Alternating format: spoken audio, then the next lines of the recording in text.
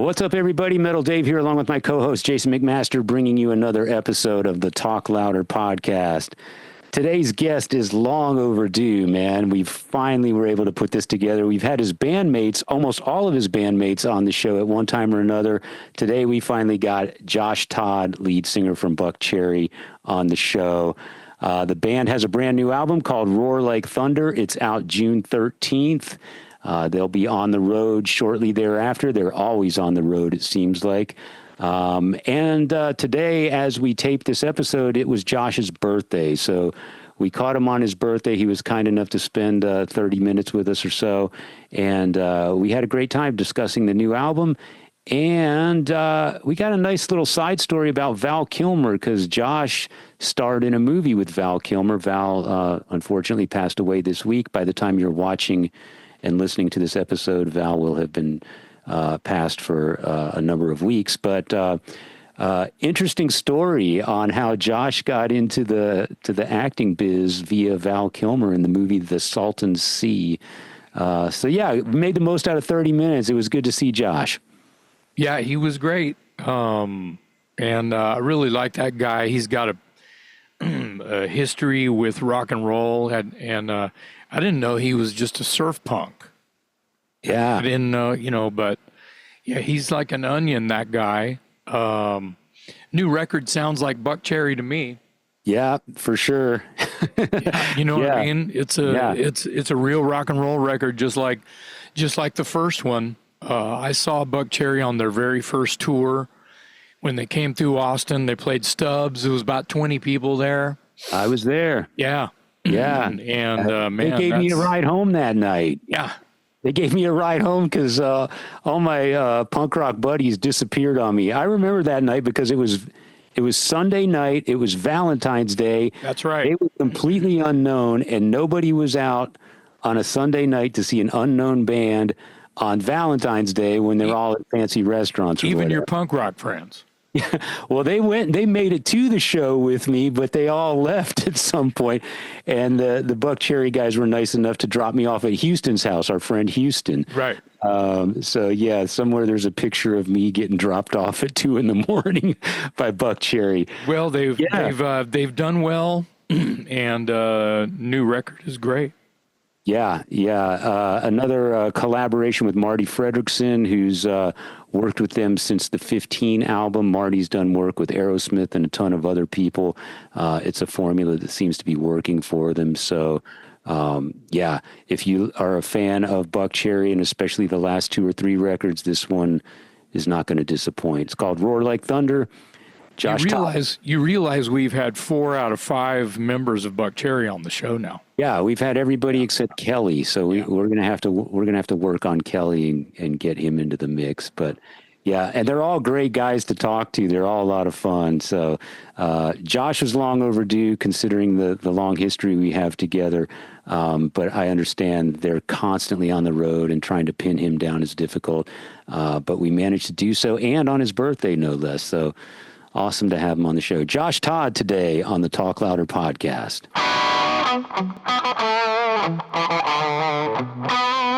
Good, man. How are you? Been a while. Good to see you, man. Hey, what's up, man? It has been a while. Yeah. Happy birthday, dude. Yeah. Oh, Happy thank birthday. you. Yeah, I appreciate that. Cool. Yeah, man. How are you celebrating today? 54 big ones. Yeah, man. I just do it. I was supposed to be doing a show, and I was supposed to be on a plane flying to a show, but that show got taken away. So I'm here at home and just had to shift gears. I'm just doing normal home shit, I woke up this morning. My kids made a really cool display for me, with cards and gifts, and my wife as well. And it was lovely. And then my son has a volleyball game, so I'm going to watch that later. And that's it. I played tennis today. I play a lot of tennis, so that was fun for me. And I have a little bit of a cold, so that's it. It's just kind of a humdrum regular day. Well, that's probably a nice change of pace, because you're on the road all the time. You probably don't get to spend many birthdays with your family. Yeah, I love it. I got a really great dog too. His name's Lion, and we spent the day together. It was nice. Right on, man. Sounds right like on. you got a good thing going on, man. Yeah. Yeah. I mean, this is what happens when we get older and, things change. And, once you've been doing this for so long, you really appreciate this kind of stuff, Yeah. You don't Oh, have to yeah. tell us about getting older. You're the baby in the room, man. Yeah, I just turned I guess so. 60. I just turned 60 a Wow. couple of weeks ago, man. Wow, man. You look Yeah. great. Thanks, I'm Yeah. man. I'm Yeah. 58 next week, so Yeah, yeah. you're right behind me. That's the thing about it is this game keeps us young. I mean, Yeah. most people like 60-year-olds are shot out. Yeah. So yeah, you know what I Yeah, mean. I think about that all the time, especially when you go see those, these real cool classic rock dudes go up there and just kick ass and they're like Yeah, 75. yeah, It's you really appreciate it. oh Yeah. man, big You time. Yeah, just did that with Alice Cooper, didn't you? I did, man. He's still freaking great. Yes. Such a lovely human being too. Just really sweet guy, and his wife and the whole entourage. They really treat us well, and it's a lot of fun doing shows with them. Yeah, yeah. Well, we're not going to keep you long because we know it's your birthday, and we have a new album to talk about. So Yeah, man. let's get on with it. Buckcherry new album is called Roar Like Thunder. Comes out June 13th. Is that right? June 13th, Roar Like Thunder, and it's record 11 for us, and it's a really good record. We're really proud of it. Dude, I can't believe this is record 11, man. I've known Yeah. you since 99. This is like 26 years you've Wow. been in the game. You've Yeah. been in the game longer than that, but 26 years with Buckcherry, that's pretty incredible. Yeah. Are you still in Austin? Yeah, man. Man, I was just there. I went to see MotoGP and had a Ah. blast. I was there for the weekend. Oh, Was wow, that dude. at the big racetrack? Yeah. The Yeah, Coda? Circuits of the Americas, Yeah, and Coda. Yeah. yeah, That's I got right to by be in my the. I got to house. be in the. Yeah, it's so. If you're a race fan, I'm a huge MotoGP fan, and so it was on my bucket list to go there. And Justin Marks owns Trackhouse Racing, and I know him, and he invited me out, and like just completely set me up. It was amazing. Oh, Yeah, dude. Yeah, yeah. It's a great venue if you're into motorsports for sure. I would only yeah, go if I had a hookup, being straight. yeah, yeah, yeah. Well, But it is it was. expensive as hell. Yeah. Yeah. Those guys are going fast, man. That's amazing. Let's talk Roar Like Thunder. Comes out June 13th, 11th album for Buckcherry. Yeah, I was listening. I just got the album yesterday, so I've only had like 24 hours with it. But right. one thing that occurred to me right off the bat is I don't hear a ballad on this record. Yeah, no ballads, man. We wanted it just to rock from beginning to end. We do have a mid-tempo song, "Hello Goodbye," which is a really Yeah. cool tune, but that's it. Yeah, I mean, we have a lot of ballads. We need another one, and no covers as well. We just wanted to rock, and that was kind of the only stipulation, and other than that, it's always the best song wins, and let's make a great record from beginning to end. Yeah, and you did this out in Nashville again with Marty Fredrickson. Is that right? I don't have the credit. Yeah, that's the formula. Me and Stevie and Marty.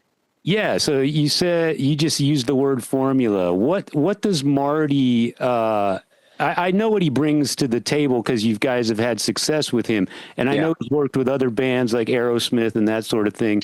Yeah. Has he ever brought any lessons learned with other bands to the table when you're approaching a Buckcherry record?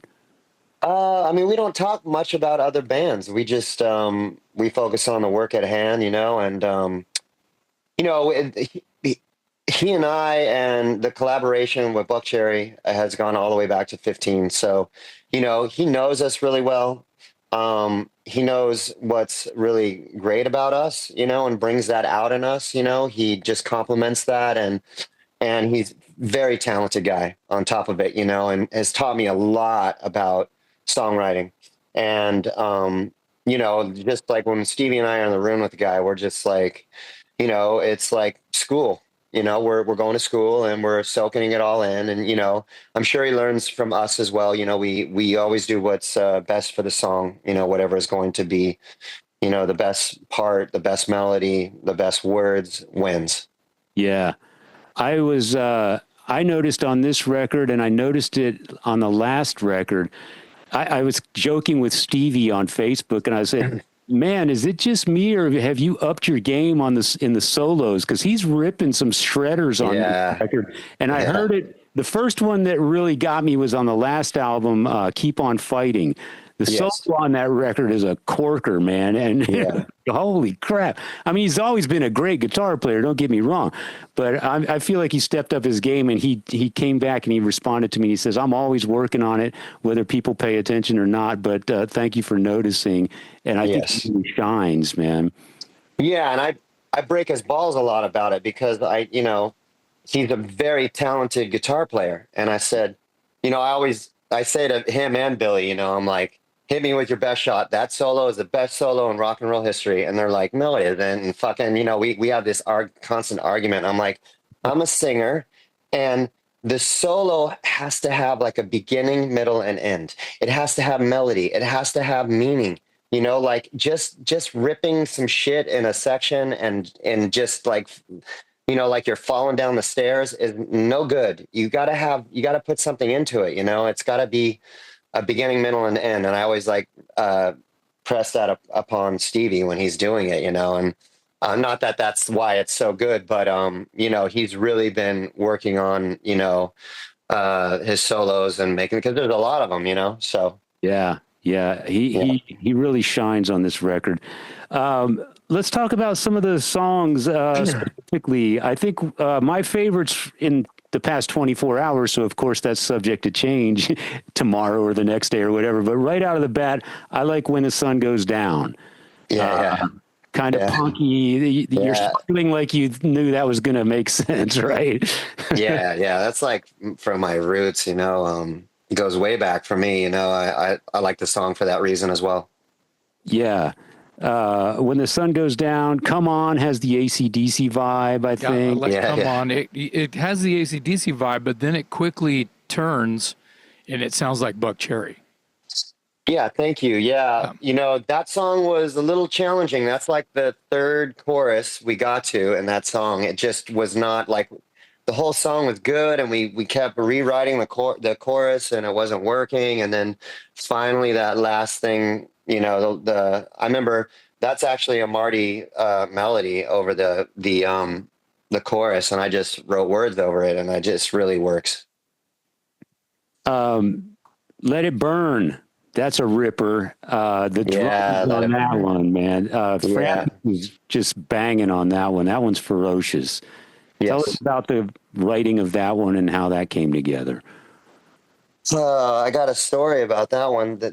Oh, great. That was actually going to be the first single. And then, this was before all these fires started happening in Los Angeles. And, we just thought it would be in poor taste to come out with that song, when people had lost their homes and stuff like that. It was just not going to work. And we were going to name it the title of the record too. And so, but like when we were searching for the first single, it was always this balance between Roar Like Thunder or Let It Burn. So we just jumped on Roar Like Thunder. And now looking back, I'm like, this is the perfect start, Roar Like Thunder, but Let It Burn was going to be the first one. But I really like the song. Yeah. Sure. Yeah. Interesting backstory. And Roar Like Thunder, Roar Like Thunder is another one of my favorites on the record. It comes out of the gate. It's got some boogie element to it. And, yeah. Yeah. I love the song. Yeah. Then Blackout lyrically sounds almost autobiographical. It is. Yeah. That's my favorite song on the record. Of course. Okay. Yeah. Yeah, I was when I was drinking and using, I was a blackout drinker, horrible alcoholic, and so I love the song because of that. I just think it's fun, and I think it's like quintessential Buckcherry, and goes back to like, my childhood, which is always fun for me to revisit and write. Yeah. Too. You've gotten a lot of inspiration out of your darker days. I mean, yeah. Lit Up, Too Drunk to Fuck, Blackout. Those are lessons, man. The lessons will show you the way when you have the pen in your hand. Yes. Yeah. And, for a while, drinking and using was a lot of fun. It really worked for me for a while. And then it got dark, but I mean, so I do like to like have those moments where, you know, to write about when it was like fun and just reckless abandon and just, you know, we were young and dumb and it was, and that's what the song, you know, reflects on, you know. And so same with Lit Up and all the songs he mentioned. Yeah. Tell us a little bit about the album cover. I like it. It's kind of got a rustic look. Pictures all five guys in the band. Energy. And I know Francis is a bit of is an artist. So did he have a hand in putting that together or what? Yeah, Francis did all of it, and he's one of Austin's own. He lives there, and he did all of the artwork on the entire record, put it all together. He's done so much. He does a lot of the merch designs now. Wow. He's just super talented guy in that department, and he's like the best dude too. You know, he's so I'm not lovely. telling you anything. Yeah. He's just so fun. Yeah, I always call him that. I always say you're MVP. You're the best band member in this band. You know, you're just so awesome. He's a really sweet guy, and you know, he's just always the same, and you can really count on that. You know, and just fucking solid dude. He makes time for people. He does. Yeah, and he listens, and you know. He's just, and he's banging drummer too, you know? Yeah. We had him on the show in about a year ago or maybe a little more. And I mean, the depth of his background was just mind blowing to me. I never even heard of the guy until he was the new drummer in Buckcherry. And then find out, you know, he was teching for Motorhead and Slayer and Anthrax and Scorpions. It's like, wow, this dude's full on metal, man. And like, that's how Stevie sent me a video of him sound checking, I think, I think it was like a Slayer song or something. And I was like, fuck, dude, what is this? And he's like, yeah, this guy's a tech. And like, you know, I go, get him a song and like have him record himself. So we gave him Gluttony to do, you know, and he recorded himself playing Gluttony and sent it to us. We were like, this dude's amazing. Like, let's get him, you know? And that was it. Yeah. He's a great guy. We've bumped into him numerous times here in Texas. And any big show, he's always there. Like to the heaviest show or just any rock show, you know. It's so crazy. Like, we'll get off the road and then he'll be at a venue with his lovely wife and they'll be backstage. And I'm like, dude, how the fuck we just put in like 150 shows. Like, what? The last place I'm going to be is at a fucking venue backstage, you know.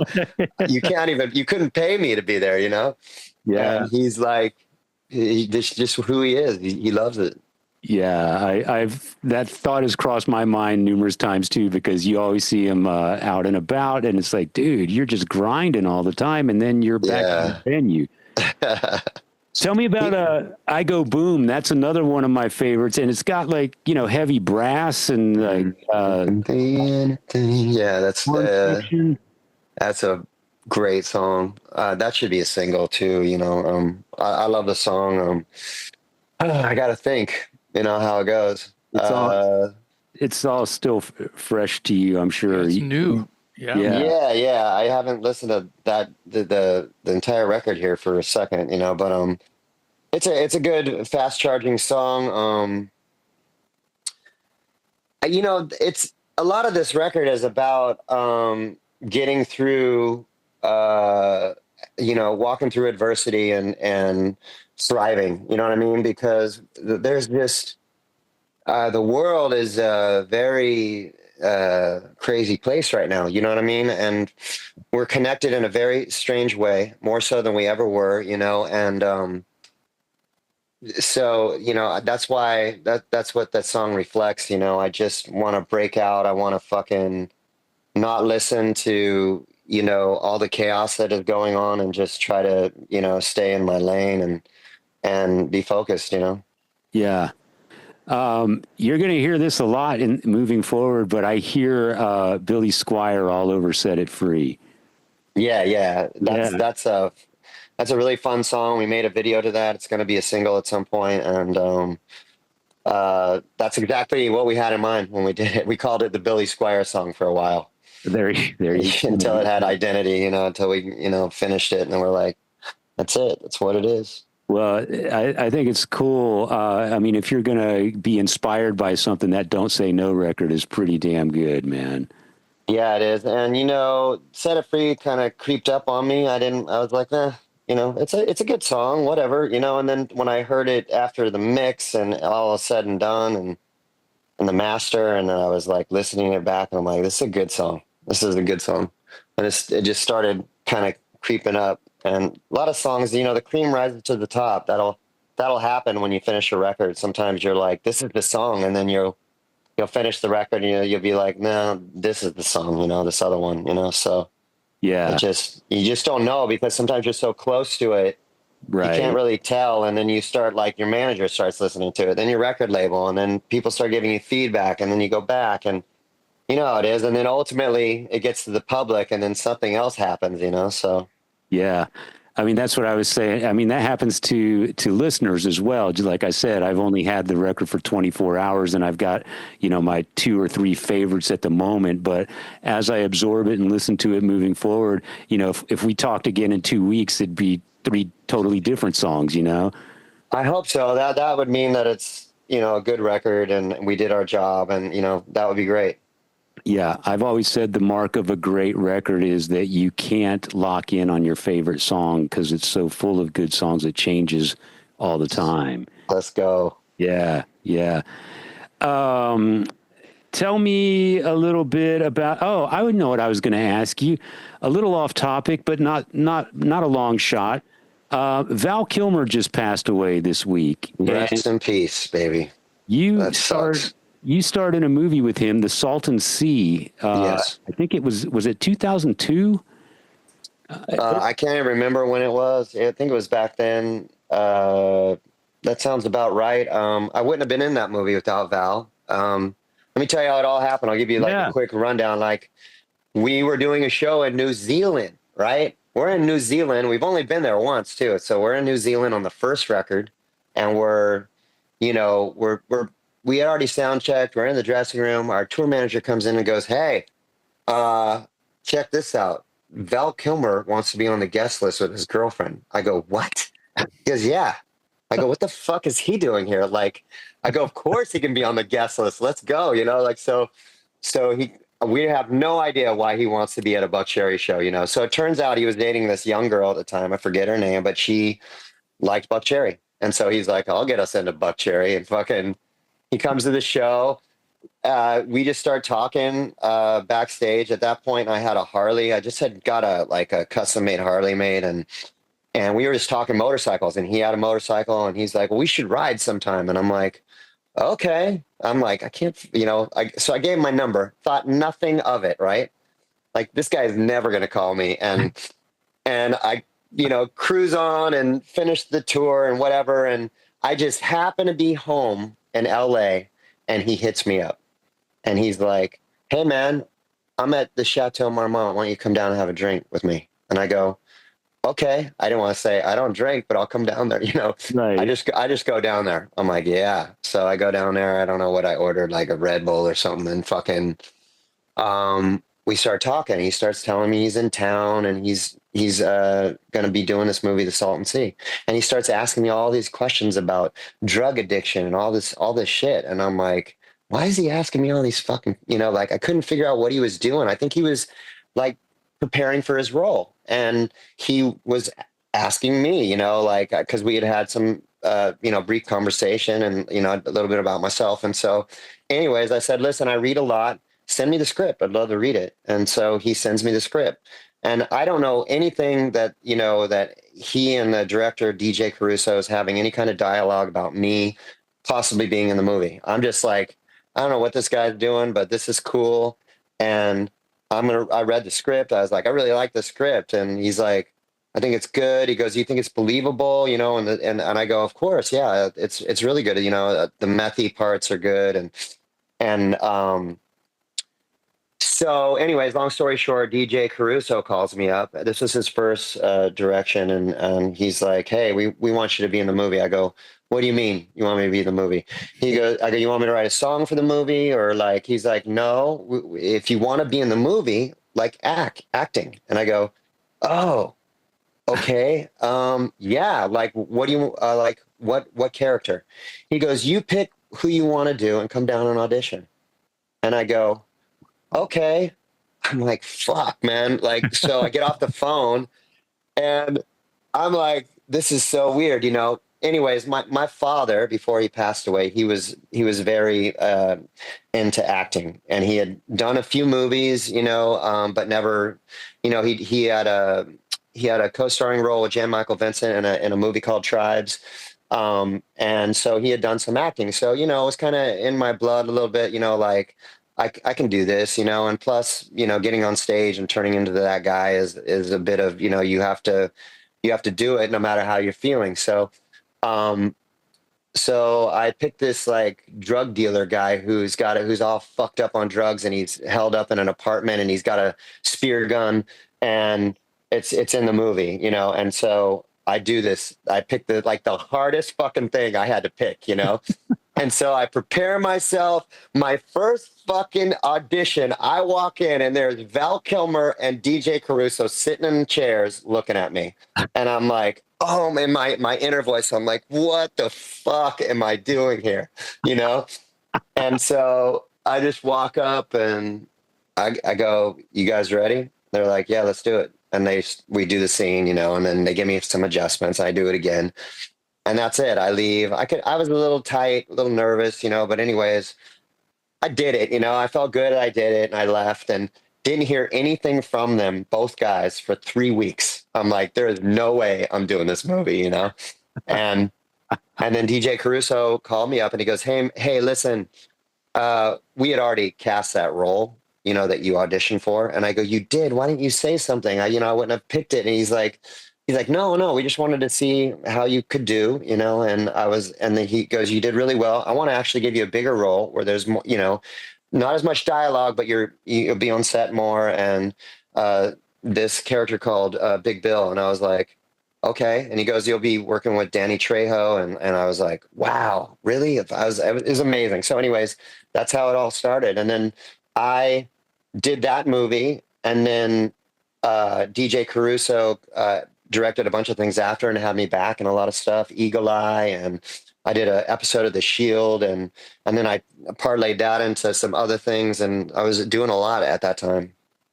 Is that something you still keep an eye out for, those types of opportunities, or are you so focused on music that you really don't have time for it now? Yeah, like I just got a role in something. I don't want to say it because it didn't pan out because I had all this touring to do, and I just they wanted me to hold a whole month of April, and at this point in time it's like I can't like monetarily do that, and just, you know, so it just didn't work out. These things happen with scheduling and stuff, but you know, if it comes down, I'll do it, and I have time. Yeah, right on. That's a pretty cool side hustle.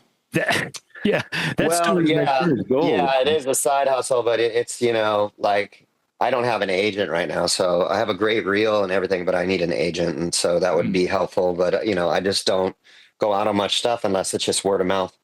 Yeah. We're saving this episode until close to the release of your album. So this episode will drop around early part of June. What are your tour plans, if you know, around that time moving forward after the album drop? I think we'll still be on the road with Steel Panther. Yeah, we're doing the States and Canada with Steel Panther, so I think we may be on the road at that time with them. I'm not totally sure, but after that, we're going to be doing a lot of fly dates on our own, and then we're doing the Scorpions residency in Vegas in August. Yeah, yeah. And a lot of stuff is happening as we speak, as far as holes getting filled and the schedule, you know, getting filled up. Dude, the Scorpions residency, that got postponed for some reason, didn't it? Yeah, see, there was some health issues with some of the guys in the band, and they had to move it. But it was it was supposed to be this month. That's why I'm sitting here, not doing this that. interview, right? Yeah. Well, I'm glad they kept it on the calendar and just pushed it out, because that's a great pairing right there, and I'm sure you Oh, it's gonna be amazing. Like we can't wait. Yeah, I know you guys are Scorpions fans, and you just night full of hits. It's going to be a night full of hits. You know what? Like everybody puts me in that old school category, because we're just a straight up rock band. But our first record was in '99, so I was in high school when the Scorpions were happening, and I wasn't really listening to like a lot of '80s rock at that point. I was listening to Minor Threat and NWA and the Toy Dolls and GBH and all these independent records, and so I started and I was surfing a lot, and there was these girls at my school. They were all like hard rock metal chicks, and one of them was my girlfriend for like 3 years, and she loved the Scorpions, and we were very close to Irvine Meadows. That was the first place that I had ever seen like a big arena rock show. And everybody told me, like, if you want to fucking meet chicks, you got to go to this Scorpion show, like there's so many chicks there. I was like, really? And so we would just get general admission tickets and go see the Scorpions. And once I heard Klaus singing, I was like, wow, this dude's like amazing. Like, and the songs are so great. And I was just an instant fan. And of course, just started listening to them a lot. Yeah. His voice in the 70s is fucking maniacal. Just ridiculous. Yeah, it's ridiculous. Crazy good. I was blown away. Like a monster. He's a monster on those 70s records with Uli. Yeah. Very talented. And the whole band, I mean, they're just great. Absolutely. Well, I'm glad that's still going to stick. People can look out for that. If you're watching and listening to this episode, keep an eye out for that. And the new album, of course, Roar Like Thunder, comes out June 13th. It's the 11th album from Buckcherry. I've heard it's what you want in a Buckcherry record. It's you use the word formula, and what's the classic adage? If it ain't broke, don't fix it. Don't fix it. No. The lineup you have is good, and Thank you. It's great. I love Billy. I'm a big fan of Billy's. Yeah, Billy is such a lovely guy. He's the greatest. Yeah. He's the greatest. Yeah. So that's a good point. Jason brings up a good point. This good lineup. This is the third album with this lineup, and I think I think that consistency is really showing. You've had a lot of band members in and out over the years, but this is a consistent lineup for the past 3 records, and I think you hear it in the music. Yeah, and that hasn't been by choice. The revolving door of band members. It's just we have to continue to go. You know what I mean? Like this is a working rock and roll outfit. We put a record out every 2 years, and we tour, and it wears people out, and it, a lot of people can't handle it. And so.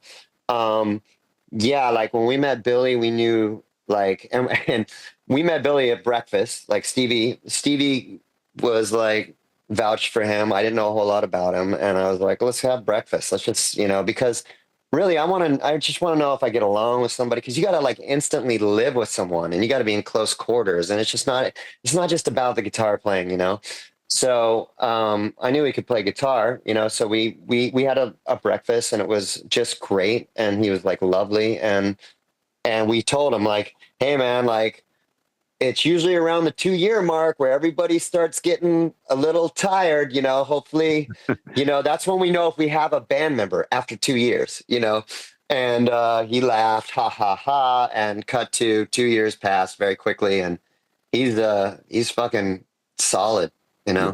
Yeah. Billy's a good guy. You're surrounded by good guys. You got a good lineup. Yeah. So, all right, man, we won't keep you. We know it's your birthday. We do appreciate you taking out some time. Thank you, man. Give your family a hug for us. Next time you're in Austin, look me up. I didn't know you were here last weekend. Yeah, I'm sorry. It was very quick. I flew in on Friday and flew out on Sunday, and it was all MotoGP. But I know how those things get. I totally get it, man. Yeah, we'll let you go, but everybody check out the new album. It's called Roar Like Thunder. It's out June 13th, the 11th album from Buckcherry. On behalf of my co-host Jason McMaster, I'm Metal Dave, along with our special guest today, Josh Todd from Buckcherry on the Talk Louder podcast. Thanks for having me, guys. Great seeing you. Thank you. Good seeing you as well. Happy birthday. Thank you. Cheers. Take care, brother.